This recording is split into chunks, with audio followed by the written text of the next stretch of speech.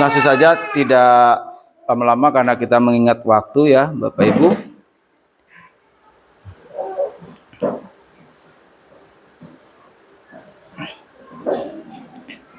Nah, konsep utama budaya positif itu Bapak Ibu, itu ya yang pertama yaitu perubahan paradigma belajar. Yang kedua itu ada disiplin positif. Yang ketiga ada kebutuhan dasar manusia. Yang keempat motivasi perilaku manusia. Nah, selanjutnya posisi kontrol restitusi, keyakinan kelas, dan segitiga restitusi.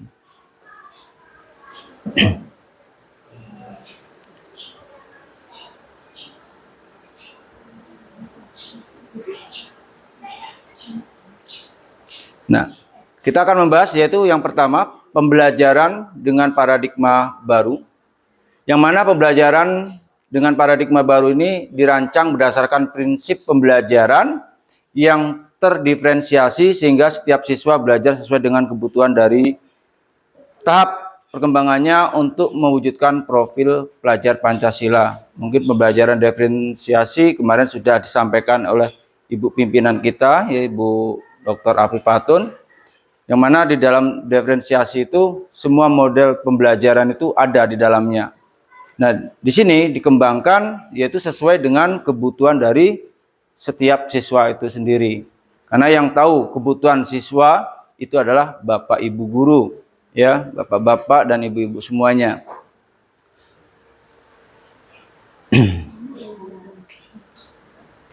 Terus yang kedua yaitu disiplin positif, yang mana dalam budaya kita tahu makna kata disiplin itu dimaknai menjadi sesuatu yang dilakukan seseorang pada orang lain untuk mendapatkan kebutuhan kita.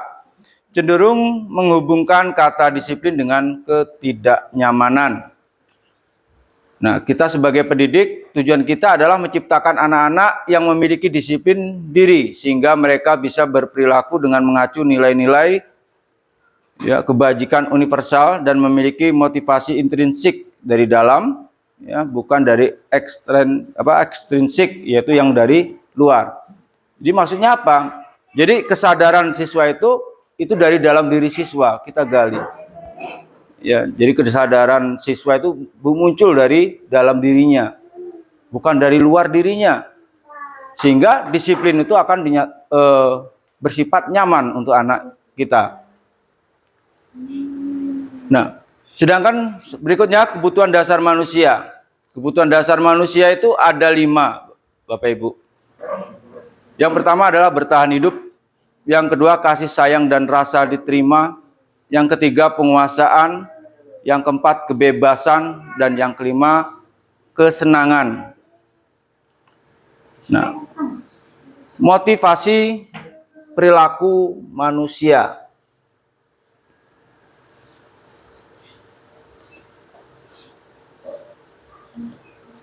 Motivasi merupakan dorongan yang timbul dari diri seseorang secara sadar atau tidak sadar untuk melakukan suatu tindakan dengan tujuan tertentu. Yang pertama, menghindari ketidaknyamanan dan hukuman. Di sini kita ketahui bahwasanya kalau ketidaknyamanan dengan hukuman itu murid melakukan disiplin diri itu karena apa, Bapak Ibu? Yaitu karena ia takut dihukum. Ya, takut dihukum ini merupakan motivasi yang dari luar atau ekstrinsik itu tadi. Makanya bagaimana ini PR kita, bagaimana muncul kedisiplinan itu dari dalam dirinya anak tersebut. Jadi jangan karena dia mau dihukum sehingga anak tersebut apa? Itu takut. Nah, setelah keluar dari sini itu nggak tertanam pada diri anak tersebut. Jadinya hilang begitu saja. Setelah masuk SMP 3 itu tadi takut. Nah, itu ya, menghindari ketidaknyamanan dan hukuman itu. Yang kedua, mendapat imbalan atau penghargaan dari orang lain. Murid melakukan disiplin diri karena ia ingin mendapatkan imbalan. Ini merupakan motivasi dari luar juga, ekstrinsik. Makanya mengapa Bapak Ibu nggak ada peringkat kelas, nggak ada juara. Nah, itu ekstrinsik. Ya, jadi anak untuk mendapatkan imbalan itu, dia hanya ingin mendapatkan imbalan saja, dia berprestasi. Nah, itu. Terus menghargai nilai-nilai kebajikan diri sendiri. Murid melakukan disiplin diri karena sadar akan nilai kebajikan dirinya. Nah, ini baru merupakan motivasi yang dari dalam. Jadi kita tanya anak tersebut, apa keinginannya? Kita minta pendapat dari anak tersebut, kira-kira bagus atau tidak yang dia lakukan apabila anak tersebut melakukan kesalahan. Nah, memang Bapak Ibu, kita di sini belajar. Ya. Dulu kalau kita ingat dulu, kita ini belajar dengan Bapak Ibu guru. Nah, setelah kita menjadi pendidik, kita belajar dengan siswa. Belajar apa Bapak Ibu? Yang pertama kita belajar sabar. Itu yang pertama. Yang kedua belajar menahan emosi. Dan yang ketiga kita menjadi pembelajar ya sepanjang masa. Nah, itu. Yang berikutnya apa lagi? Belajar ikhlas. Kita bersama-sama anak. Ya, anak itu kita jadikan apa? Partner kita untuk belajar. Jadikan teman. Tapi tetap ada batasannya. Mungkin sudah disampaikan sama Ibu Kepala Sekolah bahwasanya ada kesepakatan atau keyakinan kelas itu tadi. Nah, itu. Berikutnya hukuman. Dampak dari hukuman ini perlu Bapak Ibu ketahui. Yang pertama itu menyakitkan. Yang kedua tidak nyaman. Murid itu merasa takut. Dan di situ sifatnya seperti memaksa. Murid menyembunyikan kesalahan. Kalau tidak ditekan, nggak ngaku. Murid menjadi rendah diri. Ya. Nah, terus dampak dari penghargaan.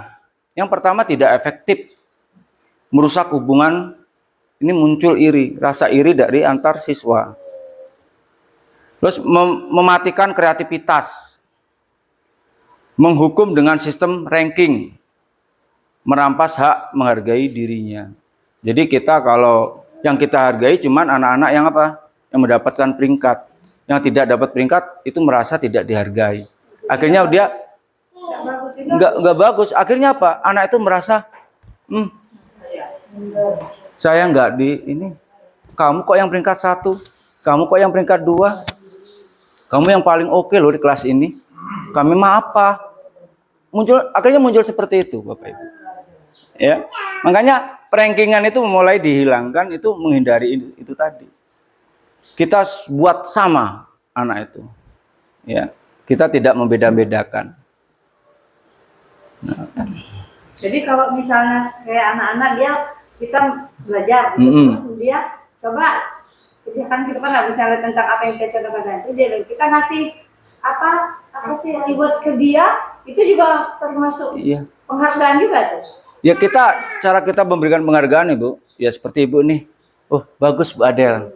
Cuma dengan iya Ibu Adel bagus, gitu. Good job, Bu Adel bagus. Apa yang disampaikan Bu Adel itu sudah benar. Tapi lebih benar lagi, nah kalau begini.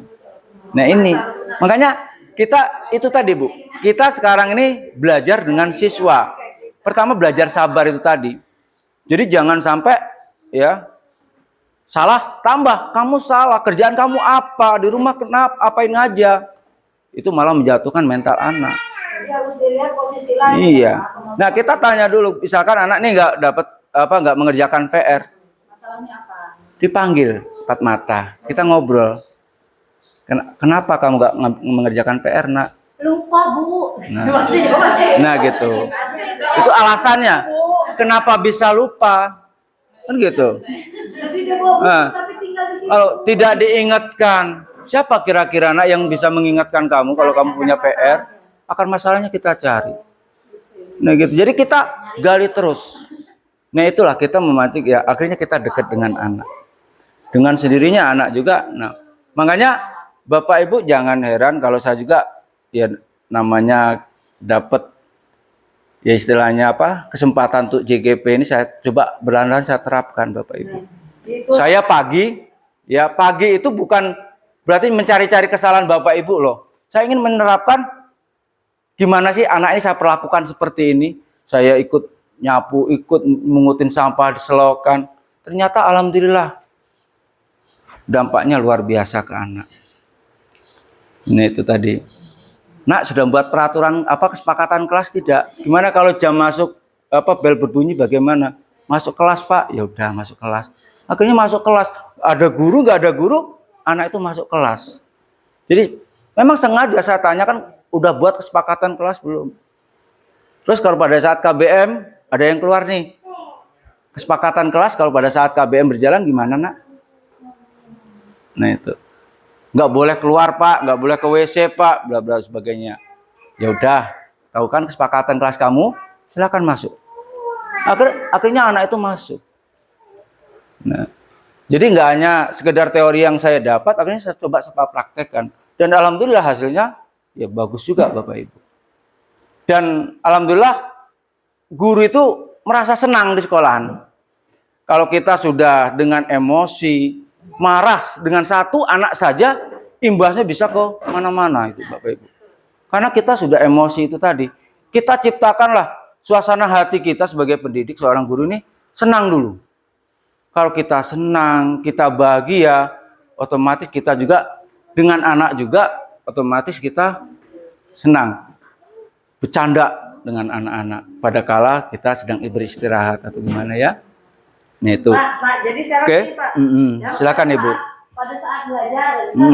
Nah, jadi kan kita melakukan pertanyaan sama teman-teman, sama anak-anak. Ngasih pertanyaan. Nah, anak-anak ada salah satu, ini dulu pinter gitu. Yeah. Anak yang anak-anak semuanya itu pinter. Itu nggak boleh berarti ya. Kalau misalnya kita kan sebelum belajar ya kita nanya-nanya mengajukan pertanyaan, ayo apa ini kita ajukan anak-anak. Nah, terus anak ini dulu, ini pinter gitu kan. Tapi itu nggak boleh begitu. Itu motivasi Bu ya. Oh, boleh. Bukan penghargaan. Oh. Penghargaan itu begini Bu. Ya. Nah, penghargaan itu seperti misalkan peringkat 1. Nah, apalagi sampai ada berupa bingkisan itu yang membuat apa ya? Ada perbedaan antar siswa yang dapat peringkat dengan tidak ada peringkat. Tapi kalau dalam KBM salah benar, anak itu tetap kita apresiasi. Tujuannya apa? Supaya lebih aktif lagi loh Bapak Ibu. Biar mereka anak-anak ini nggak takut gitu loh. Mengemukakan pendapat itu nggak takut. Kalau kita sebagai guru membuat anak itu takut, itu bukan guru yang sukses. Kalau misalnya yang belum benar, ya bagus tapi belum tepat. Iya, iya belum tepat. Nah, baru Bapak Ibu benarkan gitu loh. Ya, monggo Pak Rianto silakan. Waalaikumsalam warahmatullahi wabarakatuh.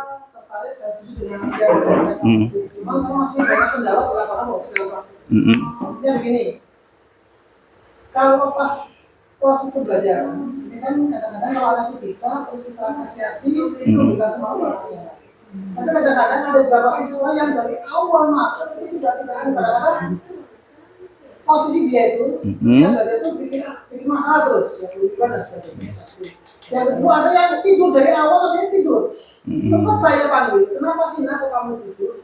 Sempat kamu begadang Pak, sampai jam berapa? Sampai jam 3 lewat. Ngapain? Main HP itu. Nah itu yang saya lakukan. Kalau menemui yang seperti itu, ini kan masih kesulitan bagaimana mencari solusi sehingga anak itu paling tidak bisa mengurangi dan tidak begadang lagi. Tapi yang jadi masalah kan kita nggak bisa menguasai 24 jam. Itu masalah. Jadi saya masih terkendala dengan anak kalau anak itu banyak membuat apa ya, masalah dalam KPM, terutama yang tidur. Yang tidur ya. Karena itu nggak ada paksaan di bawah sebentar, yang tidur lagi gitu. Kenapa? Karena itu kan luar biasa. Nah, itu yang biasa. Oke. Tapi kalau untuk yang apresiasi tadi, dengan diberikan apresiasi, anak-anak lain memang terpacu untuk apa ya? Muncul yang dia pilih. Oke. Terima kasih Pak Rianto. Maaf Bapak Ibu, mau tanya nih. Bapak Ibu, yang membuat kesepakatan kelas itu wali kelas saja atau guru mapel juga membuat kesepakatan kelas? Ya, kesepakatan kelas sekaligus kesepakatan mapel kalau saya. Nah, jadi Bapak Ibu yang perlu diketahui, membuat kesepakatan kelas itu itu tidak hanya wali kelas saja, tetapi guru mata pelajaran. Mungkin Bapak Ibu pernah memperhatikan anak-anak, misalkan pelajaran bahasa Indonesia nih. Pada saat pelajaran bahasa Indonesia sudah mau dimulai, anak itu masih sibuk. Nggak taunya mengerjakan mata pelajaran yang lain. Nah ini loh salah satu itu dimasukkan dalam kesepakatan. Misalkan bahasa Inggris, pada saat jam mata pelajaran bahasa Inggris, ya kita buat kesepakatan. Ada yang mungkin di situ isinya nyeleneh-nyeleneh anak itu ya. Ada yang boleh tidur, ada yang nggak boleh tidur, terus ada yang boleh makan, ada yang boleh minum dan sebagainya. Itulah celetukan anak-anak, ya tetap kita hargai. Tetapi tetap kita bahas.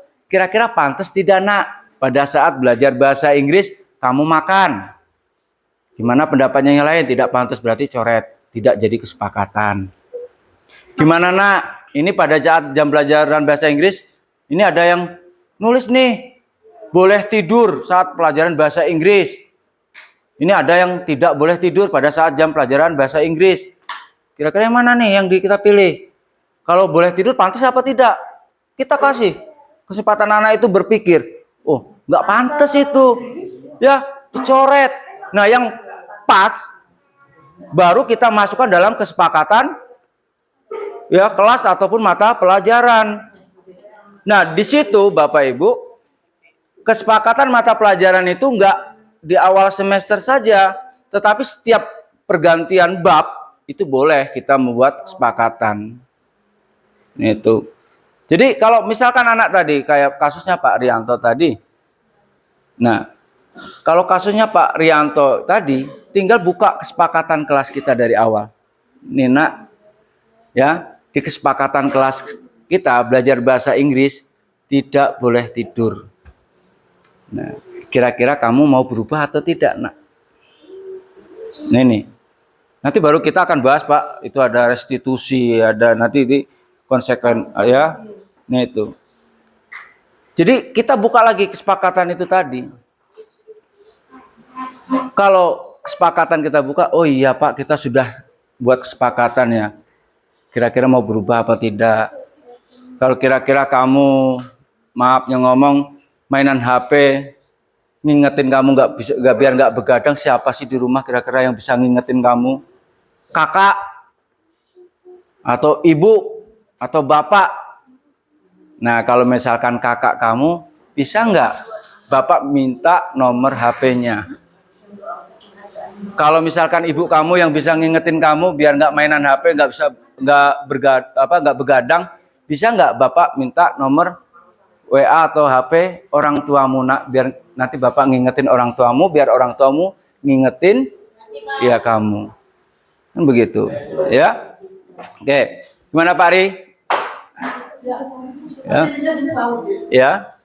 Kamu sudah mengambil secara pribadi. Tapi intinya kayaknya memang di faktor keluarga.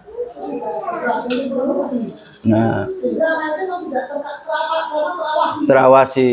Itu yang menjadi kendala karena kita di sekolah, aku pengen backup supaya anak itu bagus, tapi di sana tidak tidak sinkron Pak, tidak kontennya kurang apanya sebenarnya ada masa bodoh gitu.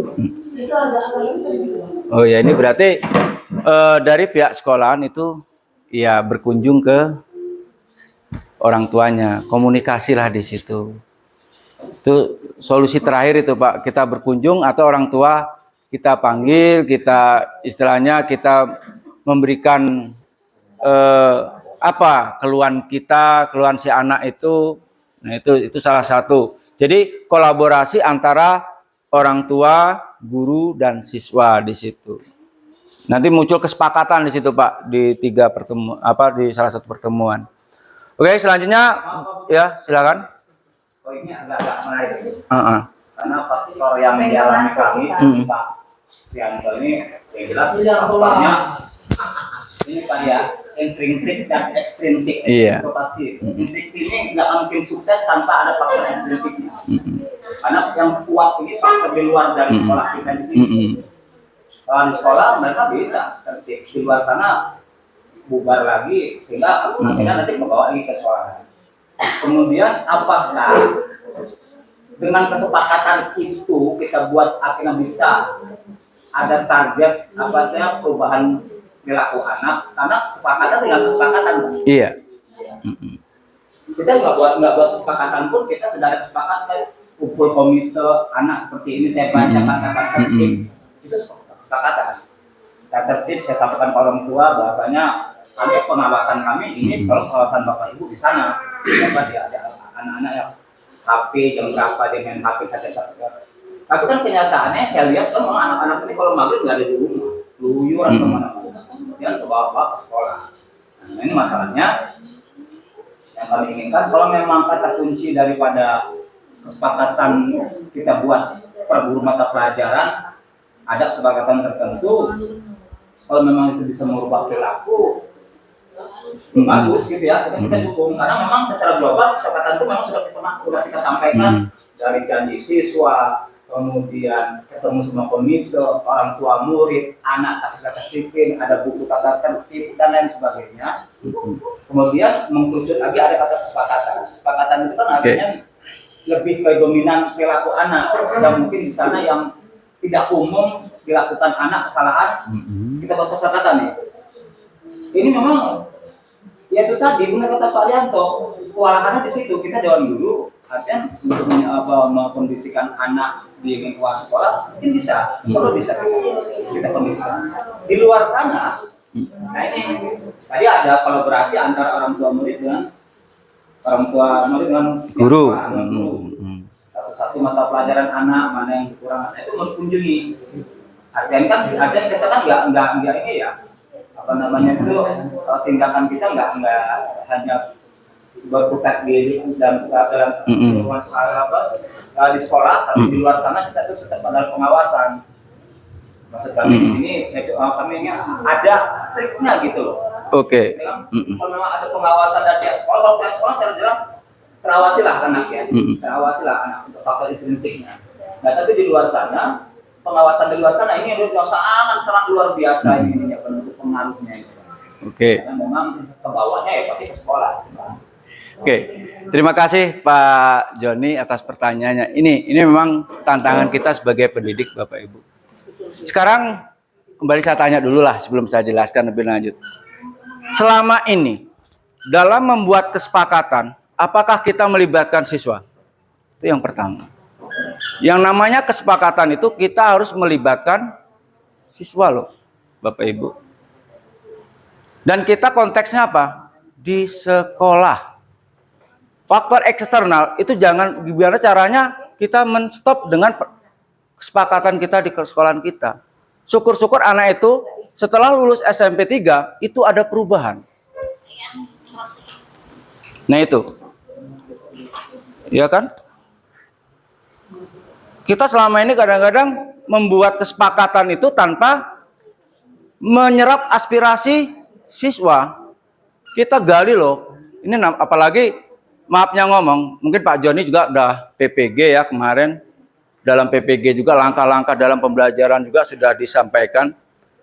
Itu jelas di situ. Kita buat kesepakatan itu harus melibatkan orang yang kita ajak bersepakat. Gitu loh. Ibu, wali kelas dan siswanya dengan anak-anaknya. Itu harus terlibat di situ. Kita gali, si A apa inginnya, si B gimana. Kalau semua anak itu sudah berpendapat, baru kita saring nih. Pendapat si A, B, kita jelaskan. Kira-kira cocok nggak ini dimasukkan ke dalam kesepakatan kelas. Kalau nggak cocok ya kita coret. Yang cocok dan pas dan bagus kita masukkan. Gitu Bapak Ibu. Nah, kalau kita berbicara di luar sekolah, itu guru, Bapak Ibu, berarti nggak cuma mikirin anak itu di sekolah saja. Di luar, ujungnya apa? Rumah itu nggak kepikiran, kita juga mikirin anak orang yang di luar. Kita kondisikan sekolahan kita loh Bapak Ibu. Gimana anak itu ke sekolahan itu merasa aman, merasa nyaman, merasa senang. Itu faktor eksternal itu di luar sana memang pengaruhnya luar biasa. Nggak cuma siswa saja, anak kita pribadi. anak kita masing-masing. Kan begitu. Ya, anak kita masing-masing, Bapak Ibu. Coba kita coba dengan anak kita. Saya juga sudah nyoba dengan anak saya. Ya. Si Atalah dan si Rio itu sudah saya coba. Misalkan dia mau bangun pagi, malam itu ada kesepakatan dengan saya. Besok minta dibangunin jam berapa, Nak? 4:30 ya. Si Rio minta jam 4 ya. Konsekuen bapaknya. Jam 4, yo, udah jam 4 bangun. Bangun, Bu. Tapi kalau lupa, ya itu tadi, dibangunin, molet sana, molet sini. Artinya apa? Oh iya, saya pernah ngomong. Saya ngomong sendiri loh, saya pengen bangun jam 4. Saya udah ngomong sendiri loh, pengen bangun jam 4:30. Kan gitu. Jadi kesepakatan itu harus, ya, baik itu di kelas, ya, dengan guru mata pelajaran, itu kita libatkan anak-anak itu, keinginan anak-anak itu kita gali, apa sih yang diinginkan kesepakatan itu. Nah, kalau sudah dari diri anak itu loh, Nak, Bu, ya, yang dikatakan intrinsik muncul dari dirinya sendiri. Nah, ini yang memang jadi apa tantangan kita tuh di sini. Namanya kesabaran itu tadi. Kita belajar tiap hari, Bapak Ibu. Sabar itu kita belajar tiap hari. Makanya sekarang posisi kita yaitu belajar bersama dengan siswa. Ya, kita belajar apa? Sabar, menahan emosi. Itu salah satunya. Nah, tuh. Tuh, monggo Pak Bambang. Terima kasih. Pada intinya kita semua ini kan ingin kelas nyaman, dan belajar tertib dan seterusnya. Nah, ini pengalamannya. Artinya karena kita jadi kehidupan sehari-hari sudah 2 tahun. Jadi gini Pak Budi. Ternyata ada beberapa kelas yang saya dapati. Untuk kondisi yang kelas memang bagus. Nah, ternyata ada beberapa anak yang jalannya. Bahasa kita kan kita spontan emosi nih. Iya. Meluapkan mungkinnya kita luapkan. Nah, ternyata intinya kita keluar kelas nih untuk beberapa saat, gitu kan?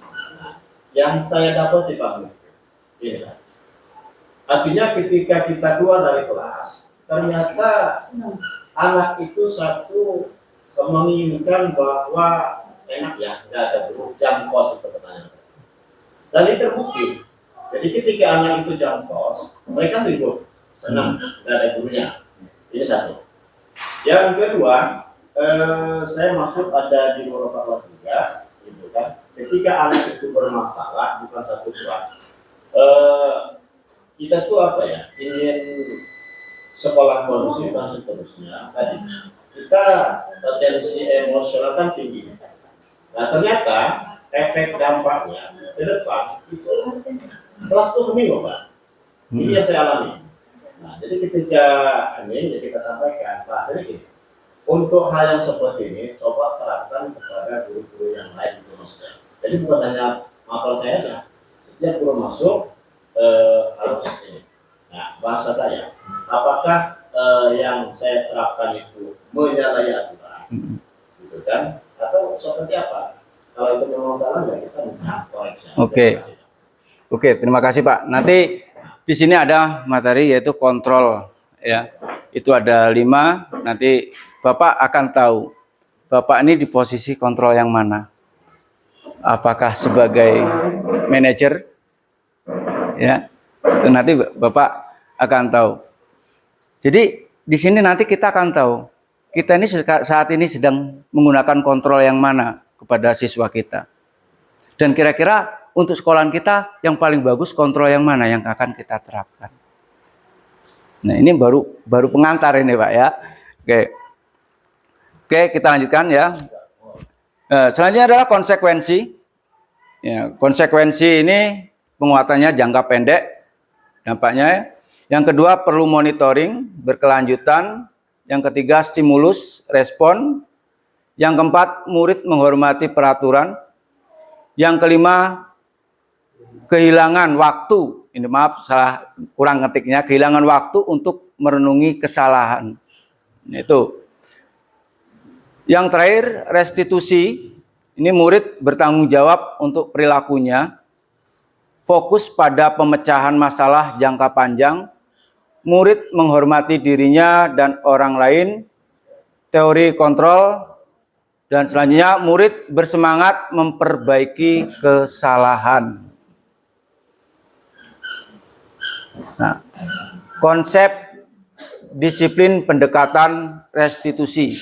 Nah, ini yang saat ini sedang diupayakan Pak Nadiem, ya, terutama. Jadi, yaitu restitusi, sebuah cara menanamkan disiplin positif pada siswa.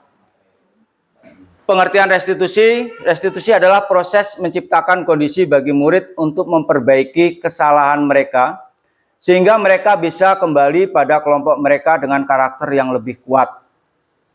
Ciri-ciri restitusi bukan menebus kesalahan, namun belajar dari kesalahan. Itu yang pertama. Yang kedua, memperbaiki hubungan. Yang ketiga, tawaran, bukan paksaan. Yang keempat, menuntun untuk melihat ke dalam diri. Selanjutnya, mencari kebutuhan dasar yang mendasari tindakannya. Ya, tadi bagus Pak Rianto tadi main HP. Ngapa kok tidur aja? Ternyata mainan game sampai larut malam. Ya, mencari yang mendasari tindakannya. Ngapa kamu main game? Ya, terus telusuri. Terus fokus pada karakter, bukan tindakan. Menguatkan dan fokus pada solusi, ya, itu. Ini yang pendekatan restitusi. Perbedaan, ya, ini contoh kasus siswa sering tidak mengerjakan PR. Kalau hukuman, guru menghukum siswa tersebut hormat bendera selama 10 menit. Itu contoh hukumannya, ya. Terus yang kedua, guru marah dan murid menjadi takut.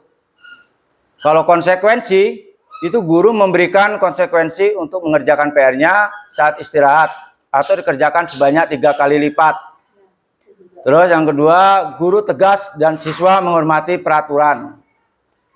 Kalau yang restitusi, guru menanyakan keyakinan kelas dirinya dan membantu siswa menyelesaikan masalahnya. Guru terbuka dan siswa menghormati dirinya dan orang lain. Nih, ya. 5 posisi kontrol restitusi. Ini yang tadi saya singgung Pak Bambang. 5 kontrol ini adalah sebagai berikut. Yang pertama, penghukum. Terus pembuat rasa bersalah, teman, pemantau, dan manajer. Jadi 5 posisi kontrol restitusinya. Contoh penerapan 5 posisi kontrol. Kasus, siswa tidak memakai atribut lengkap saat upacara bendera. Kalau penghukum, itu selalu patuhi aturan sekolah, lalu berdiri di depan, ya, barisan. Pembuat rasa bersalah, berapa kali Bu Guru harus, ya, memberitahu kamu, Ibu kecewa sama kamu. Kalau guru sebagai teman, ya, kontrol sebagai teman, ayolah tertib, buat ibu bangga kali ini, tidak apa-apa salah. Itu kalau teman. Kalau pemantau, kamu sudah melanggar, apa peraturan dan konsekuensinya? Itu yang ditanyakan. Tapi kalau manajer, apakah kamu tahu kesalahanmu? Kira-kira bagaimana kamu akan memperbaiki kesalahan ini? Nah, kira-kira yang mana yang pas ini? Ya, selama ini kita pakai yang mana? Kita selama ini masih pakai dalam, ya, 5 posisi kontrol yang penghukum. Iya, pembuat rasa bersalah itu yang selama ini kita gunakan. Itu memang 5 posisi kontrol. Cuman, nah, tanpa kita sadari. Nah, akhirnya dari sinilah kita berpikir, kira-kira pakai yang mana? Kira-kira disiplin positif pakai 5 kontrol yang mana? gitu. Iya, memang pelaksanaannya berat Bapak Ibu. Tetapi kita sudah menggunakan loh 5 posisi kontrol ini. Tinggal kita mau lebih mau ke manajer ya harus memang luar biasa. Kalau kita pakai yang teman itu otomatis kita akan diremehkan sama anak. Ya, ayolah yang tertib buat ibu bangga kali ini. Tidak apa-apa, salah. Iya, lunjak. Kalau pemantau itu dia hanya kamu sudah melanggar apa peraturan dan konsekuensinya. Kalau salah buang sampah, anak seneng. Kan begitu. Dilama-lamain buang sampahnya sampai tong sampahnya hilang semua yang dia. Nah, itu. Jadi yang diharapkan dari ini 5 kontrol ini adalah kita sebagai manajer. Apakah kamu tahu kesalahan kamu? Kita tanya ke siswa seperti itu. Ya, kira-kira bagaimana kamu akan memperbaiki kesalahan ini? Ya kuncinya itu tadi Bu, sabar. Nah itu makanya itu tadi kita memang sebagai guru itu memang luar biasa berat. Ya, kita sebagai guru itu memang berat. Makanya waktunya cuma setengah hari, nggak sampai jam setengah 4, nggak sampai jam 5. Ya setengah 5. Bisa-bisa Bapak Ibu guru itu stres di sekolahan kalau sampai sore itu. Iya. Iya, full day itu kegiatan sorenya juga bukan KBM, Pak, rupanya. Full day itu kegiatannya ya. Nah itu, iya ada nilainya juga. Jadi karena ini tugas kita memang berat, benar Bapak Ibu. Ya, kita harus belajar. Tentunya yang pertama di sini adalah belajar sabar itu tadi. Bagaimana kita kalau bisa kita coba yang posisi manajer ini. Ini cukup bagus dan membuat kita juga enggak terlalu pusing. Iya, kita akan merasa enjoy, senang. Ya, kita senang enggak terlalu iya. Itu. Apakah kamu tahu kesalahanmu? Kira-kira bagaimana kamu akan memperbaiki kesalahan ini? Kalau terus berulang kita panggil lagi, saking sabarnya itu tadi Bu ya. Panggil lagi, masih melakukan kesalahan. Nah, terus tanya terus. Lama-lama anak tersebut akan malu. Iya. Nah Pak bosen dipanggil, dia tanya terus, bosen nanti lama-lama itu. Ya. Nah, kita masuk keyakinan kelas. Mengapa keyakinan kelas? Mengapa tidak peraturan kelas saja? Ayo, kenapa Bapak Ibu? Iya, apa keyakinan kelas? Mengapa tidak peraturan kelas? Kalau peraturan kelas itu yang membuat itu adalah Bapak Ibu guru. Kalau peraturan kelas itu Bapak Ibu gurunya Bu yang buat. Bukan nggak melibatkan siswa. Tapi kalau keyakinan kelas itu kita dengan siswa membuat aturan bersama-sama. Ya. Tapi ingat Bapak Ibu, jangan cuma sepihak, cuma siswa saja yang di situ ada. Guru juga harus ada di situ masuk ke dalamnya. Guru nggak boleh apa bla bla bla dan sebagainya. Siswa sudah ada, guru juga harus ada, dan itu keyakinan, sudah kesepakatan di dalamnya. Itu mengapa kita memiliki peraturan tentang penggunaan helm. Ini contohnya saat mengendarai kendaraan roda 2 atau motor. Terus mengapa kita memiliki peraturan tentang penggunaan masker dan mencuci tangan setiap saat. Contohnya beginilah, pada saat COVID kita kira-kira nih takut dengan penyakit apa takut dengan aturan? Tapi kalau ibu yakin dengan keyakinan ibu bahwasanya kalau nggak pakai masker nanti kena COVID. Ya, kalau ibu punya keyakinan kalau saya nggak pakai helm jatuh bahaya. Tapi kalau takut dengan peraturan, ya ibu pakai helmnya cuma saat mau berkendara, ya. Pada saat nggak ada razia, pada saat ada razia pakai helm. Ya, nggak ada razia nggak dipakai. Karena ibu nggak yakin kalau pakai helm itu selama istilahnya bisa istilahnya melindungi kepala ibu. Nah itu. Jadi itu ya antara keyakinan dengan peraturan. Selanjutnya Ini contoh kesepakatan atau keyakinan kelas. Ini gurunya sedang bersama siswa, yaitu menyusun keyakinan kelas. Terus ini bagaimana pembentukan keyakinan kelas, itu yang lebih abstrak. Yang pertama lebih abstrak dari peraturan. Sedikit saja agar mudah diingat. Berupa pernyataan universal sesuai dengan kondisi kelas dan sekolah agar mudah diterapkan. Dibuat dalam bentuk positif, semua warga kelas sekolah dilibatkan dalam membuat. Ini ya salah satu cara pembentukan keyakinan kelas. Terus ini segitiga restitusi Bapak Ibu. Ini tadi Ibu Afif suruh memberikan contoh, kayaknya waktunya nggak cukup kalau sampai ke contoh segala macam. Ambil singkat saja. Segitiga restitusi ini banyak yang RHK-nya tahun kemarin sebenarnya Pak. Ya, segitiga restitusi ini.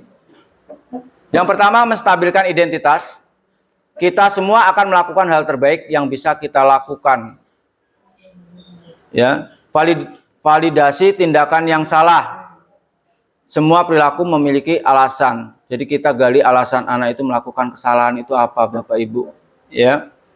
Terus menyatakan keyakinan. Kita semua memiliki motivasi internal di dalam, punya keyakinan atau kesepakatan kelas itu tadi. Ini yang dimaksud dalam segitiga restitusi. Jadi, misalkan ada pertanyaan, kamu tentu punya ya alasan mengapa melakukan itu. Ini salah satu contoh pertanyaan pada tahap validasi tindakan yang salah.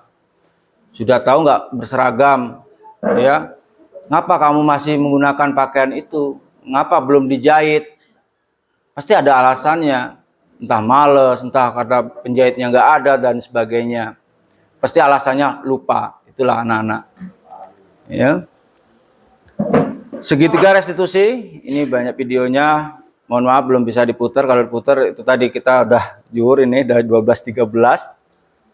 Ini empat mata dengan siswa kita panggil, kita komunikasi. Ya, menanyakan kesalahannya apa. Dan ini yang kedua itu menanyakan alasannya melakukan hal itu. Nah, terima kasih ya, pas Pak Baryanto ya. Nah, jadi kata motivasi dari ini, bila kita ingin membuat kemajuan perlahan, sedikit-sedikit ubahlah sikap atau perilaku Anda. Namun bila kita ingin memperbaiki cara-cara utama kita, maka kita perlu mengubah kerangka acuan kita. Ubahlah bagaimana Anda melihat dunia, bagaimana Anda berpikir tentang manusia, ubahlah paradigma Anda, skema pemahaman dan penjelasan aspek-aspek tertentu tentang realitas. Nah, ini kata-kata penutup dari Stephen. Ya. Nah, gimana Bapak Ibu? Akhirnya semua anak adalah juara. Iya, semua anak adalah juara. Iya. Dan di sini kami perhatikan merdeka belajar ini disalahartikan anak itu bebas, bukan. Ya, merdeka belajar itu bukan anak itu harus bebas gitu, bukan. Tetapi intinya kita terus pendekatan dengan anak. Apa kemampuan anak? Apa yang diinginkan anak? Itu loh. Jadi bukan arti anak ini bebas belajar. Bukan. Kalau bebas belajar, aduh, malah kacau Bapak Ibu. Iya. Jadi kita itu belajar itu sesuai dengan kodrat zaman. Zaman saya dengan anak-anak sekarang itu beda Bapak Ibu. Kalau saya dulu, ya maafnya ngomong, ya kalau dimarah saja ngadu sama orang tua tambah dimarah. Nah ini contohnya sekecil itu ya. Kalau anak sekarang ngadu dengan orang tuanya ikut marah ke sekolahan. Nah itu. Terus yang pertama, yang kedua dalam teknologi. Kalau dulu nggak ada HP, ya masih kenal namanya kurikulum CBSA, catat buku sampai habis. Tapi kalau sekarang tidak. Makanya di dalam kurikulum Merdeka itu banyak LKPD. Kita ya ditekankan supaya anak itu aktif ya latihan. Karena dengan latihan itulah anak akan diam. Nah, ribut pun itu lebih berisi karena ngomongin ya tugas itu tadi. Ya, mungkin itu aja. Mungkin ada yang ingin saya sampaikan. Monggo, Pak. Sebelum ditutup, Mm-mm. jadi ini Pak Mujib juga kami bangga ya Pak Mujib. Kami punya teman seperti Pak Mujib yang bisa menjelaskan hal-hal positif, hal baik. Jadi kadang-kadang kendalanya gini loh Pak Mujib, saya ditanya kita yang ini saya sampaikan begini Pak Mujib sesuai dengan objek apa yang saya sampaikan. Pak Yanto menyampaikan, Pak Mujib jawab sesuai apa yang saya sampaikan, Pak Bambang juga begitu. Tapi banyak kalau Bapak Mujib bisa sampaikan sama Ibu, kalau kita bertanya jangan melebar akhirnya habis waktu yang lain. Kemudian kawan memotong segan. Iya. Akhirnya kadang-kadang kemana-mana gitu ya. Akhirnya kami jadi agak ini gitu ya, meresap dari inti sarinya itu agak kesulitan, bingung gitu kan. Baik, Pak. Nah, pengennya kedopain aja. Jawab pertanyaan seperti ini, solusinya seperti ini. Baik, berikutnya jawab seperti ini, solusinya seperti ini. Siap. Nah, gitu, ini alhamdulillah singkat. Masuk. Iya. Terima kasih, Pak. Kemudian nanti ke Ibu Iya. yang mengklarifikasikan kalau pengen ada pemateri disampaikan keluhan-keluhan. Ya, Siap. objek keluhan itulah nanti yang kita ini kan aduh kita tadi lupa Iya. sama apa yang kita. Nah, terima kasih Pak Joni. Nah, ini yang sudah ada di pikiran kami Pak Joni. Saya kemarin sudah ngobrol dengan Pak Ridwan berkaitan dengan kombel kita Pak Ri. Saya coba ngobrol dengan Ibu. Tidak harus di hari Sabtu ke kombel kita. Saat ini kita ini dituntut yaitu tidak gaptek, gagal teknologi. Bagaimana kita bisa menggunakan Meet, ya? Kita bisa menggunakan Meet. Mungkin Bapak Ibu yang punya kesibukan di rumah tidak di videonya nggak bisa dilihatin, cuma suara saja bisa mendengarkan materi. Iya, nah seperti itu. Karena kalau tatap muka itu enaknya yang berkaitan dengan praktek, ya seperti ini sebenarnya bisa di Meet, ya bisa di Zoom, ya. Tapi kalau yang pengisian di PMM, nah itu langsung ke lab, gitu Pak Ri. Jadi yang misalkan saya sebagai yang akan menyampaikan materi, nanti saya buat linknya, kirim ke grup jam sekian. Iya. Jadi maksud saya di situ enak, nanti ada rekodnya, kita rekam kegiatan kita, malah lebih oke itu. Kegiatan kita selama Zoom seperti tanya jawab tadi bagus. Ya ada tanya jawab seperti itu, nanti ada teman yang menanggapi terus berjalan. Itu bisa kita rekam malah nanti. Daftar hadir udah jelas di situ nanti. Kesini juga nggak guna kan gini-gini. Iya. Nah, salah satu teknis yang kita mekanisme dari sini pertemuan kita dibuat aktif Zoom. Kemudian kalau kemungkinan ada teman kita yang mengeluh dengan anak yang bermasalah di jam pelajaran dia, tapi tidak ada temuan di jam pelajaran yang lain, membantu solusinya. Jangan berarti ibu udah mati, saya udah ngajar dia gitu. Rasa tidak berbagi. Kita bantu. Gitu. Kita share-nya begitu aja Pak. Oke. Mungkin juga dia nggak ketemu kan anak-anak bahagia. Oke. Saya maksudnya saya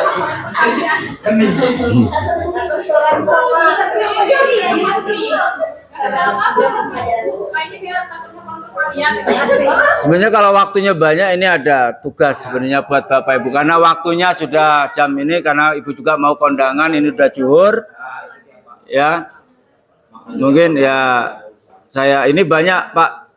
Ini kita coba menyelesaikan kasus 1 sampai banyak kasus ini. Sebenarnya ini bobotnya sertifikatnya hampir 32 JP sebenarnya. Karena Bapak di sini akan menyelesaikan kasus 1, kasus sampai banyak kasus. Jadi nanti kontrol mana yang Bapak Ibu gunakan itu ketahuan. Gimana kalau tugas di rumah PR? Enggak salah ya. Oke, ini nanti tempo lagi ya. Oke. Terima kasih atas perhatiannya Bapak Ibu. Kami cukupkan sampai di sini. Sekian. Wassalamualaikum warahmatullahi wabarakatuh.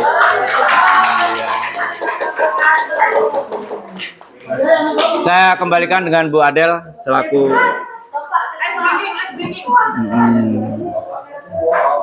Siang malam.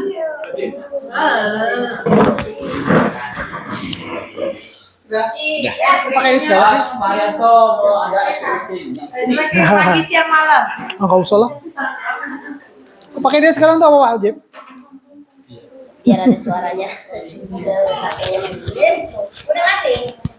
Oh iya. Itu udah syuting. Ditekan tawarnya. Bukan itu. Kalau itu sih Pak Ujib, bukan. Masih telur. Baik, Bapak Ibu yang kami hormati, kami ucapkan terima kasih pada Pak Mujib yang sudah memberikan materinya tentang bagaimana cara memberikan anak atau memberikan bantuan anak sehingga anak bisa meningkatkan disiplinnya di dalam proses pembelajaran.